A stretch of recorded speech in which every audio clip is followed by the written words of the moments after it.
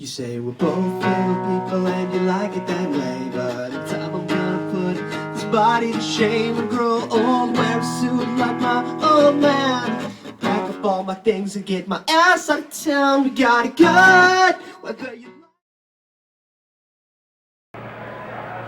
Nick Bontempo, 24 years old, I'm from Rome, New York, and I'm a country music singer. I can't imagine doing nothing but what I'm doing, just laying around tangled up with you. Got a buzz on, sipping on a little something.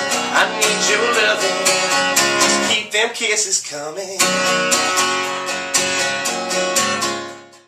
My grandfather got me into music when I was about 8 or 9 years old. He taught me how to play guitar, and through school I learned how to play drums and bass and a variety of other instruments, keyboard, piano. And there's always been a love of music in my family. So I guess my first solo gig was actually right where I'm sitting right now at the Mill in Rome, New York, right over in that corner. Actually, it was downstairs the first time I played here. I'm good friends with the bar owners, and I asked them to play, and they said, yeah, just let us know when. We set up a date, and set up what time we wanted to play. It was around Christmas time, so it was about 3 years ago next month that I played here the first time. No light cheap fry, cold beer on Friday night, pair of jeans that fit just right in the radio world.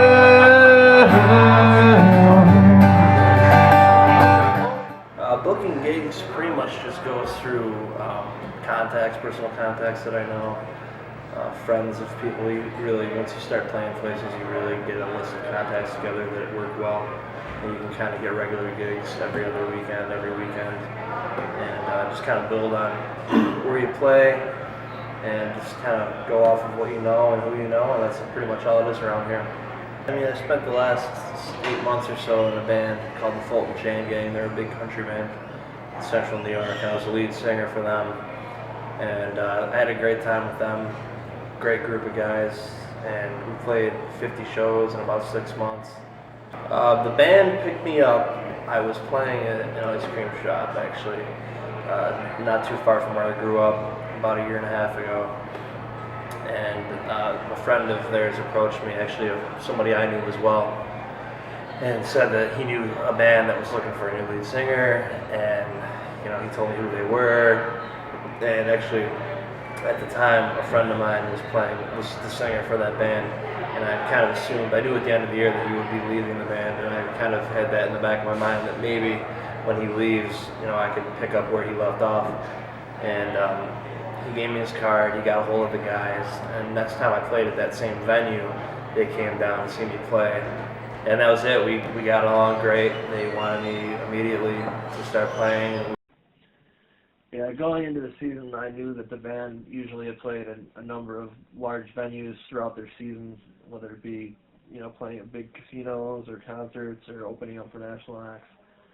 And when we found out we were going to be opening up for Montgomery Gentry, I knew that'd be the first, big show we had, and that was the most different show we played all season. I mean, going from playing at a casino or at a bar, and then, the next week you're opening up for a national act.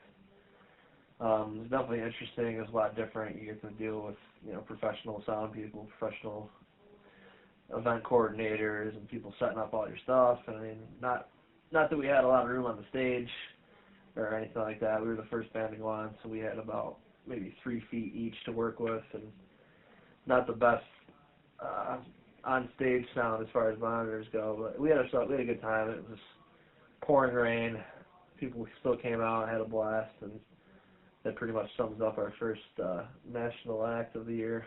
All right. Well, we have 2 members of the Fulton Chain Gang. They are opening up 6 o'clock, and then we have Skeeter Creek, and then Montgomery Gentry. We have Mark and Nick from Fulton Chain Gang. You guys are live on Bug Country. All right. 1, 2, 3, 4.